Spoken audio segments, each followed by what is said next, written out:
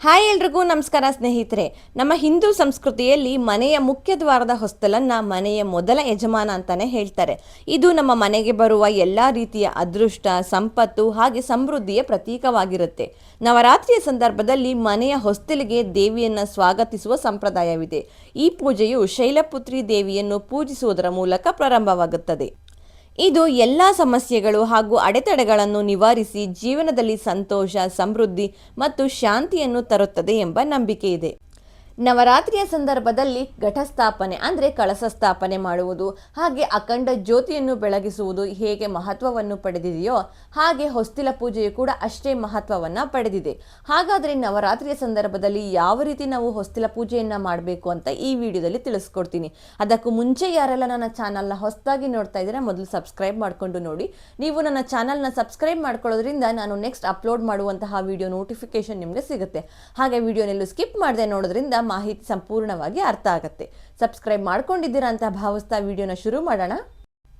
ಮೊದಲು ಮನೆಯ ಮುಖ್ಯ ದ್ವಾರದ ಹೊಸ್ತಲನ್ನ ಶುಚಿ ಮಾಡ್ಕೋಬೇಕು. ನಾವೇನು ಹಿಂದಿನ ದಿನ ರಂಗೋಲಿ ಹಾಕಿರ್ತೀವಿ, ಹೂಗಳಿಂದ ಅಲಂಕಾರ ಮಾಡಿರ್ತೀವಿ, ಆ ಹೂಗಳೆಲ್ಲ ಒಣಗಿ ಹೋಗಿರುತ್ತೆ. ಇನ್ನು ಮಕ್ಕಳಿರೋ ಮನೇಲಾದ್ರೆ ರಂಗೋಲಿ ಖಂಡಿತವಾಗ್ಲೂ ನಾವು ಹಾಕಿರೋ ಥರ ಇರೋದೇ ಇಲ್ಲ.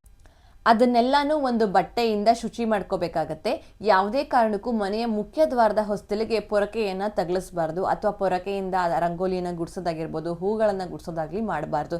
ಯಾಕಂದರೆ ಮನೆಯ ಮುಖ್ಯ ದ್ವಾರದ ಹೊಸ್ತಲಲ್ಲಿ ಮಹಾಲಕ್ಷ್ಮಿ ತಾಯಿ ನೆಲೆಸಿರ್ತಾಳೆ ಎಂಬ ನಂಬಿಕೆ ಇದೆ. ಹೂಗಳನ್ನೆಲ್ಲ ತೆಗೆದ ನಂತರ ಶುಚಿ ನೀರಿನಿಂದ ಹೊಸಲನ್ನು ತೊಳಿಬೇಕಾಗತ್ತೆ. ಕೆಲವೊಬ್ಬರಿಗೆ ಹೊಸಲನ್ನು ತೊಳೆಯೋ ಅಭ್ಯಾಸ ಇರಲ್ಲ, ಅಂತಹವರು ಒಂದು ಒದ್ದೆ ಬಟ್ಟೆಯಿಂದ ಹೊಸಲನ್ನು ಒರೆಸ್ಕೋಬೋದು. ಪ್ರತಿನಿತ್ಯ ಮನೆಯ ಹೊಸ್ತಿಲನ್ನು ತೊಳಿಬೇಕಾದ್ರೆ ಅದರ ಕಂಬಗಳನ್ನು ಸೇರಿಸಿ ಪೂರ್ತಿಯಾಗಿ ತೊಳಿಬೇಕು. ಯಾವುದೇ ಕಾರಣಕ್ಕೂ ಅರ್ಧಬರ್ಧ ಹೊಸ್ಲನ್ನು ತೊಳೆಯೋಕೆ ಹೋಗಬಾರ್ದು. ಇನ್ನು ಹೊಸ್ಲನ್ನು ತೊಳೆಯೋದಕ್ಕೆ ಒಂದು ಪ್ರತ್ಯೇಕವಾದ ಬಟ್ಟೆ ಇಟ್ಕೊಂಡ್ರೆ ಅದು ನಮಗೆ ಉಪಯೋಗ ಆಗುತ್ತೆ. ಮನೆ ಒರೆಸೋ ಬಟ್ಟೆ ಆಗಿರ್ಬೋದು ಅಥವಾ ಮಾಪ್ಗಳಿಂದ ಮನೆಯ ಮುಖ್ಯ ದ್ವಾರದ ಹೊಸ್ತಿಲನ್ನು ಯಾವುದೇ ಕಾರಣಕ್ಕೂ ತೊಳಿಬಾರ್ದು. ಹೊಸ್ತಿಲನ್ನು ತೊಳೆದ ನಂತರ ಮೊದಲು ಅದಕ್ಕೆ ಅರಿಶಿಣವನ್ನು ಹಚ್ಚಬೇಕು. ನೀವು ಅರಿಶಿಣದ ಪುಡಿಯನ್ನಾದರೂ ಹಾಗೆ ಡೈರೆಕ್ಟಾಗಿ ಹಚ್ಬೋದು ಅಥವಾ ಅದನ್ನು ಹಾಲು ಅಥವಾ ನೀರಿನಿಂದ ಕಲಸಿ ಪೇಸ್ಟ್ ರೀತಿ ಮಾಡಿಕೊಂಡು ಕೂಡ ಹಚ್ಬೋದು. ಅರಿಶಿಣವನ್ನು ಹಚ್ಚುವ ಮುಖ್ಯ ಉದ್ದೇಶವೇನೆಂದರೆ ಅದು ನಮ್ಮ ರಕ್ಷಣೆಯ ಪ್ರತೀಕವಾಗಿರುತ್ತದೆ. ಹೊಸ್ತಿಲಿಗೆ ಪೂರ್ತಿಯಾಗಿ ಅರಿಶಿಣವನ್ನು ಹಚ್ಚಬೇಕಾಗತ್ತೆ. ಹಾಗೆ ಕೆಲವೊಬ್ಬರು ಶಿವಗೋತ್ರದವ್ರು ಇರ್ತಾರೆ, ಇನ್ನು ಕೆಲವೊಬ್ಬರು ವಿಷ್ಣು ಗೋತ್ರದವ್ರು ಇರ್ತಾರೆ. ಸೊ ನಿಮ್ಮ ಕಡೆ ಯಾವ ರೀತಿ ಅರಿಶಿಣ ಕುಂಕುಮವನ್ನು ಹೊಸ್ತಿಲಿಗೆ ಹಚ್ತೀರಾ ಅದೇ ರೀತಿ ಹಚ್ಚಬೇಕು. ಹಾಗೆ ನಾನಿಲ್ಲಿ ವಿಷ್ಣು ಗೋತ್ರದವರಾಗಿರೋದ್ರಿಂದ ಉದ್ದ 3 ನಾಮವನ್ನು ಹಚ್ತಾ ಇದ್ದೀನಿ. ನೀವೇನಾದರೂ ಶಿವಗೋತ್ರದವರಾಗಿದ್ದರೆ ಅಡ್ಡ ನಾಮವನ್ನು ಕೂಡ ಹಚ್ಬೋದು. ಕೆಲವೊಬ್ರು 3 ಕಡೆ ಇಡ್ತಾರೆ, ಇನ್ನು ಕೆಲವೊಬ್ರು 5 ಕಡೆ ಇಡ್ತಾರೆ, ಇನ್ನು ಕೆಲವೊಬ್ರು 9 ಕಡೆ ಈ ರೀತಿ ಬೊಟ್ಟುಗಳನ್ನು ಇಡ್ತಾರೆ. ಹಾಗೆ ಇದು ನಾವು ಸಾಮಾನ್ಯವಾಗಿ ಮನೆಗೆ ಪ್ರತಿನಿತ್ಯ ಹೊಸ್ತಿಲ ಪೂಜೆಯನ್ನು ಮಾಡುವ ವಿಧಾನ. ಇನ್ನು ಮುಖ್ಯವಾಗಿ ನವರಾತ್ರಿಯ ಸಂದರ್ಭದಲ್ಲಿ ಯಾವ ರೀತಿ ನಾವು ಹೊಸ್ತಿಲ ಪೂಜೆಯನ್ನು ಮಾಡಬೇಕು ಅಂತ ನೋಡೋಣ ಬನ್ನಿ. ನವರಾತ್ರಿಯ ಸಂದರ್ಭದಲ್ಲಿ ಯಾವ ರೀತಿ ಮನೆಯ ಮುಖ್ಯ ದ್ವಾರದ ಹೊಸ್ತಿಲಿನ ಕಂಬಗಳಿಗೆ ಅರಿಶಿನ ಕುಂಕುಮವನ್ನು ಹಚ್ಚುವುದರ ಮೂಲಕ ಆ ದೇವಿಯರನ್ನು ಸ್ವಾಗತ ಮಾಡ್ಕೋತೀವಿ ಅಂತ ನೋಡೋಣ. ಕಂಬಗಳಿಗೆ ಅರಿಶಿನವನ್ನು ಹಚ್ಚಿದ ನಂತರ ಮೊದಲ ದಿನ ಶೈಲಪುತ್ರಿ ದೇವಿಯನ್ನು ಸ್ವಾಗತ ಮಾಡಿಕೊಳ್ಳುವ ಪ್ರತೀಕವಾಗಿ ಒಂದು ಅರಿಶಿಣದ ಗೆರೆಯನ್ನು ಎಳೆಯಬೇಕು. ಇದು ಆರೋಗ್ಯ, ಸೌಂದರ್ಯ ಮತ್ತು ಅಮರತ್ವವನ್ನು ಸಂಕೇತಿಸುತ್ತದೆ. ನಂತರ 2ನೇ ದಿನ ಬ್ರಹ್ಮಚಾರಿಣಿಯನ್ನು ಸ್ವಾಗತ ಮಾಡಿಕೊಳ್ಳುವ ಪ್ರತೀಕವಾಗಿ ಮನೆಯ ಮುಖ್ಯ ದ್ವಾರದ ಹೊಸ್ತಿಲನ್ನು ಇದೇ ರೀತಿ ಶುಚಿ ಮಾಡಿಕೊಂಡು ಮೊದಲು ಒಂದು ಅರಿಶಿಣದ ಗೆರೆಯನ್ನು ಎಳೆಯಬೇಕು, ನಂತರ ಒಂದು ಕುಂಕುಮದ ಗೆರೆಯನ್ನು ಎಳೆಯಬೇಕು. ಇದು ಶಾಂತಿಯನ್ನು ಸಂಕೇತಿಸುತ್ತದೆ. ನಂತರ 3ನೇ ದಿನ ಚಂದ್ರಘಂಟಾ ದೇವಿಯನ್ನು ಸ್ವಾಗತಿಸುವ ಪ್ರತೀಕವಾಗಿ ಮೊದಲು ಇದೇ ರೀತಿ ಹೊಸ್ತಿಲನ್ನು ಶುಚಿ ಮಾಡಿಕೊಂಡು ಅರಿಶಿಣದ ಗೆರೆ, ನಂತರ ಕುಂಕುಮದ ಗೆರೆ, ಹಾಗೆ ಮತ್ತೊಂದು ಅರಿಶಿಣದ ಗೆರೆಯನ್ನು ಹೆಚ್ಚಿಸಬೇಕು. ನಂತರ 4ನೇ ದಿನ ಕೂಷ್ಮಾಂಡ ದೇವಿಯನ್ನು ಸ್ವಾಗತಿಸುವ ಪ್ರತೀಕವಾಗಿ ಒಂದು ಕೆಂಪು ಗೆರೆಯನ್ನು ಹಾಕಬೇಕು. ಇದೇ ರೀತಿ 9 ದಿನ ಸಿದ್ಧಿದಾತ್ರಿಯನ್ನು ಸ್ವಾಗತಿಸುವವರೆಗೂ ಒಂದೊಂದು ಗೆರೆಯನ್ನು ಹೆಚ್ಚಿಸುತ್ತಾ ಹೋಗಬೇಕು. ನವರಾತ್ರಿಯ ಸಂದರ್ಭದಲ್ಲಿ ಈ 9 ಗೆರೆಗಳೇ ನವದುರ್ಗೆಯರನ್ನು ಸ್ವಾಗತಿಸುವ ಪ್ರತೀಕವಾಗಿರುತ್ತದೆ. ಹಾಗೆ ಮುಖ್ಯವಾಗಿ ವಿಜಯದಶಮಿ ದಿನ ಒಂದು ಕೆಂಪು ಬೊಟ್ಟನ್ನು ಇಲ್ಲಿ ನಾವು ಇಡ್ತಾ ಇದ್ದೀವಿ. ಇದು ವಿಜಯದ ಸಂಕೇತವಾಗಿರುತ್ತದೆ. ಇದೇ ರೀತಿ ಮತ್ತೊಂದು ಕಡೆಯ ಕಂಬದಲ್ಲೂ ಕೂಡ ನಾವು 9 ಗೆರೆಗಳನ್ನು ಹಾಕಿ ವಿಜಯದಶಮಿ ದಿನ ಒಂದು ಕೆಂಪು ಬೊಟ್ಟನ್ನು ಇಡಬೇಕು. ಮುಖ್ಯವಾಗಿ ನವರಾತ್ರಿಯ ಸಂದರ್ಭದಲ್ಲಿ ಯಾವ ರೀತಿ ಮನೆಯ ಮುಖ್ಯ ದ್ವಾರದ ಹೊಸ್ತಿಲಿಗೆ ಅರಿಶಿನ ಕುಂಕುಮವನ್ನು ಹಚ್ಚಬೇಕು ಅಂತ ನೋಡಿದ್ವಿ. ಈಗ ನವರಾತ್ರಿಯ ಸಂದರ್ಭದಲ್ಲಿ ಯಾವ ರೀತಿ ರಂಗೋಲಿಯನ್ನು ಹಾಕಬೇಕು ಅಂತ ನೋಡೋಣ ಬನ್ನಿ. ನವರಾತ್ರಿಯ ಸಂದರ್ಭದಲ್ಲಿ ಮನೆಯ ಮುಖ್ಯ ದ್ವಾರದ ಹೊಸ್ತಿಲಿಗೆ ಪೂರ್ತಿಯಾಗಿ ಅಕ್ಕಿ ಹಿಟ್ಟಿನಿಂದ ಆದರೂ ರಂಗೋಲಿಯನ್ನು ಹಾಕ್ಬೋದು ಅಥವಾ ರಂಗೋಲಿ ಪುಡಿಗೆ ಸ್ವಲ್ಪ ಮಟ್ಟಿಗೆ ಅಕ್ಕಿ ಹಿಟ್ಟನ್ನು ಬೆರೆಸಿ ಕೂಡ ನೀವು ರಂಗೋಲಿಯನ್ನು ಹಾಕ್ಬೋದು. ಆದರೆ ಯಾವುದೇ ಕಾರಣಕ್ಕೂ ಬರೀ ರಂಗೋಲಿ ಪುಡಿ ಅಂದರೆ ಮಣ್ಣಿನಿಂದ ರಂಗೋಲಿಯನ್ನು ಹಾಕಬಾರ್ದು. ನವರಾತ್ರಿಯ ಸಂದರ್ಭದಲ್ಲಿ ಯಾವ ರೀತಿ ರಂಗೋಲಿಯನ್ನಾದರೂ ನಾವು ಹಾಕ್ಬೋದು, ಆದರೆ ಮುಖ್ಯವಾಗಿ ನಾವಿಲ್ಲಿ ಹಾಕಬೇಕಾಗಿರೋದು ಲಕ್ಷ್ಮಿಯ ಪಾದದ ಗುರುತನ್ನು.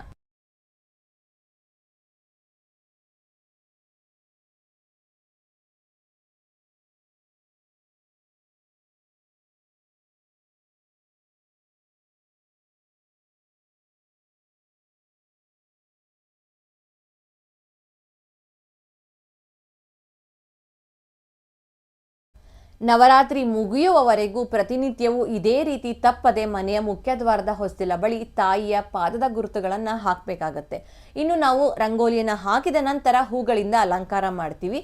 ಆ ದಿನ ಪ್ರತ್ಯೇಕವಾದ ಯಾವ ಹೂಗಳನ್ನು ತಾಯಿಗೆ ಅರ್ಪಿಸ್ತೀವೋ ಅದೇ ರೀತಿ ಹೂಗಳನ್ನು ಹೊಸ್ತಿಲಿಗೂ ಕೂಡ ಅರ್ಪಿಸಬಹುದು, ಅಥವಾ ನಿಮ್ಮ ಶಕ್ತಿ ಯಾವುದಿರುತ್ತೋ ಅದೇ ರೀತಿ ಹೂಗಳನ್ನು ನೀವು ಅರ್ಪಿಸಬಹುದು. ಹೂಗಳಿಂದ ಹೊಸ್ತಿಲನ್ನ ಅಲಂಕಾರ ಮಾಡಿದ ನಂತರ ನಾವು ಇಲ್ಲಿ ದೀಪವನ್ನು ಹಚ್ಚಬೇಕು. ದೀಪವನ್ನು ಹಚ್ಚೋಕೆ ನೀವು ಹಿತ್ತಾಳೆ, ತಾಮ್ರ, ಬೆಳ್ಳಿ ಯಾವ ದೀಪಗಳನ್ನಾದರೂ ಬಳಸಬಹುದು, ಅಥವಾ ಕನಿಷ್ಠ ಪಕ್ಷ ಮಣ್ಣಿನ ದೀಪವನ್ನು ಕೂಡ ಹಚ್ಚಬಹುದು. ದೀಪಕ್ಕೂ ಕೂಡ ಸ್ವಲ್ಪ ಹೂಗಳಿಂದ ಅಲಂಕಾರ ಮಾಡಿ. ಆದಷ್ಟು ನವರಾತ್ರಿಯ ಸಂದರ್ಭದಲ್ಲಿ ಕೆಂಪು ಅಥವಾ ಬಿಳಿ ಹೂಗಳನ್ನು ಬಳಸೋದು ತುಂಬಾ ಉತ್ತಮ. ದೀಪವನ್ನ ಬೆಳಗಿಸಿ ನಂತರ ಮನೆಯ ಮುಖ್ಯ ದ್ವಾರದ ಹೊಸ್ತಿಲಿಗೆ ಪೂಜೆಯನ್ನ ಮಾಡಬೇಕು. ಇಲ್ಲಿ ನಾವು ಮುಖ್ಯವಾಗಿ ನೋಡಬೇಕಾಗಿರೋದಂದ್ರೆ ಯಾವಾಗ ನಾವು ಈ ಹೊಸ್ತಿಲ ಪೂಜೆಯನ್ನ ಮಾಡಬೇಕು ಅಂತ.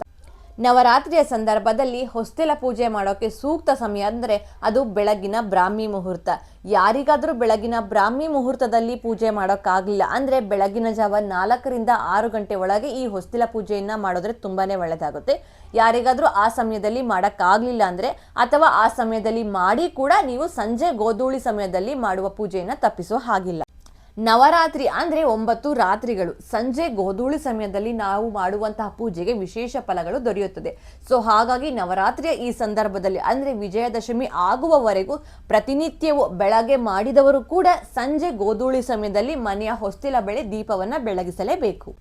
ಇನ್ನು ಪ್ರತಿನಿತ್ಯವೂ ತಾಯಿಗೆ ಯಾವ ರೀತಿ ನೈವೇದ್ಯಗಳನ್ನು ಇಟ್ಟು ಪೂಜೆ ಮಾಡ್ತೀವೋ ಅದೇ ರೀತಿ ಹೊಸ್ತಿಲ ಬಳಿ ಕೂಡ ನೀವು ನೈವೇದ್ಯವನ್ನು ಇಟ್ಟು ಪೂಜೆ ಮಾಡ್ಬೋದು, ಅಥವಾ ಹಣ್ಣುಗಳನ್ನು ಕೂಡ ಇಟ್ಟು ಪೂಜೆ ಮಾಡ್ಬೋದು. ಆ ರೀತಿ ನಮಗೆ ಶಕ್ತಿ ಇಲ್ಲ ಅನ್ನೋರು ಸಾಧಾರಣವಾಗಿ ಪ್ರತಿನಿತ್ಯ ಪೂಜೆ ಮಾಡಿ ಕಡೆಯ ದಿನ ಅಂದರೆ ವಿಜಯದಶಮಿ ದಿನ ನಾವು ಮನೆಯ ಬಾಗಿಲಿಗೆ ವಿಶೇಷವಾದ ನೈವೇದ್ಯವನ್ನು ಅರ್ಪಿಸಿ ಪೂಜೆ ಮಾಡಬೇಕು. ಹಾಗೆ ಅವತ್ತಿನ ದಿನ ಒಂದು ತೆಂಗಿನಕಾಯಿ ಅಂದರೆ ಇಷ್ಟಾರ್ಥ ಪ್ರದಾಯಿನಿ ಅಂತಾನೆ ಹೇಳೋ ತೆಂಗಿನಕಾಯಿಯನ್ನು ಒಡೆದು ಪೂಜೆಯನ್ನು ಮಾಡ್ಕೋಬೇಕು. ಇನ್ನು ಯಾರಾದರೂ ಬೆಳಗಿನ ಬ್ರಾಹ್ಮಿ ಮುಹೂರ್ತದಲ್ಲಿ ಹೊಸ್ಲನ್ನ ಪೂಜೆ ಮಾಡಿರುವಂತಹವರು ಸಂಜೆ ಗೋಧೂಳಿ ಸಮಯದಲ್ಲಿ ಪುನಃ ಹೊಸ್ಲನ್ನ ಶುಚಿ ಮಾಡಿ ಪೂಜೆ ಮಾಡುವ ಅವಶ್ಯಕತೆ ಏನಿರೋದಿಲ್ಲ. ಸಾಧಾರಣವಾಗಿ ದೀಪ ಹಚ್ಚಿ ಪೂಜೆ ಮಾಡಿಕೊಂಡ್ರೆ ಸಾಕಾಗುತ್ತೆ. ಇನ್ನು ಕೆಲವೊಬ್ಬರಿಗೆ ಈ ಮಾಹಿತಿ ಗೊತ್ತಿರಲ್ಲ. ಸೊ ಹಾಗಾಗಿ ಮೊದಲ ದಿನ ಈ ರೀತಿ ಹೊಸ್ತಿಲ ಪೂಜೆಯನ್ನ ಮಾಡಿರೋದಿಲ್ಲ.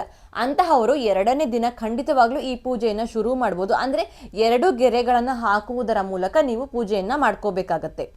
ಸೊ ನೋಡಿದ್ರಲ್ಲ ಸ್ನೇಹಿತರೆ, ನವರಾತ್ರಿಯ ಸಂದರ್ಭದಲ್ಲಿ ಯಾವ ರೀತಿ ನಾವು ಮನೆಯ ಮುಖ್ಯ ದ್ವಾರದ ಹೊಸ್ತಿಲ ಪೂಜೆಯನ್ನ ಮಾಡ್ಕೋಬೇಕು ಅಂತ ತಿಳಿಸ್ಕೊಟ್ಟಿದ್ದೀನಿ. ಹಾಗೆ ನವರಾತ್ರಿಯ ಸಂದರ್ಭದಲ್ಲಿ ಯಾವ ರೀತಿ ಘಟಸ್ಥಾಪನೆ ಮಾಡಬೇಕು, ಹಾಗೆ ಯಾವ ರೀತಿ ಅಖಂಡ ಜ್ಯೋತಿಯನ್ನ ಬೆಳಗಿಸ್ಬೇಕು, ಎಷ್ಟು ದಿನ ಬೆಳಗಿಸ್ಬೇಕು, ಇದೆಲ್ಲದರ ಸಂಪೂರ್ಣ ಮಾಹಿತಿಯನ್ನು ನಾನು ಈಗಾಗಲೇ ಅಪ್ಲೋಡ್ ಮಾಡಿದ್ದೀನಿ. ಯಾರಾದರೂ ಆ ವಿಡಿಯೋಸ್ ನೋಡಿಲ್ಲ ಅಂದರೆ ಒಮ್ಮೆ ನೋಡಿ ಬನ್ನಿ. ಈ ಒಂದು ಮಾಹಿತಿ ನಿಮಗೆ ಇಷ್ಟವಾಗಿದ್ದಲ್ಲಿ ಲೈಕ್ ಮಾಡಿ, ಹಾಗೆ ನಿಮ್ಮ ಅಭಿಪ್ರಾಯನ ಕಮೆಂಟ್ ಮೂಲಕ ತಿಳಿಸಿ. ಯಾವುದಾದ್ರೂ ಒಂದ್ರ ಬಗ್ಗೆ ನಿಮಗೆ ಮಾಹಿತಿ ಬೇಕಾಗಿದ್ದಲ್ಲಿ ಅದನ್ನು ಕೂಡ ನೀವು ಕಮೆಂಟ್ ಮೂಲಕ ತಿಳಿಸಬಹುದು. ಇನ್ನು ನಿಮಗೆ ಈ ಮಾಹಿತಿ ಇಷ್ಟವಾಗಿ ಹಾಗೆ ಮತ್ತಷ್ಟು ಜನಕ್ಕೆ ಇದು ಉಪಯೋಗ ಆಗುತ್ತೆ ಅನ್ನೋ ಥರ ಇದ್ರೆ ಆದಷ್ಟು ಶೇರ್ ಮಾಡಿ. ಹಾಗೆ ಮರೆಯದೆ ನನ್ನ ಚಾನಲ್ನ ಸಬ್ಸ್ಕ್ರೈಬ್ ಮಾಡ್ಕೊಳ್ಳಿ. ಎಲ್ರಿಗೂ ಆ ದುರ್ಗಾ ಮತ್ತೆ ಒಳ್ಳೇದು ಮಾಡಲಿ. ನಮಸ್ಕಾರ.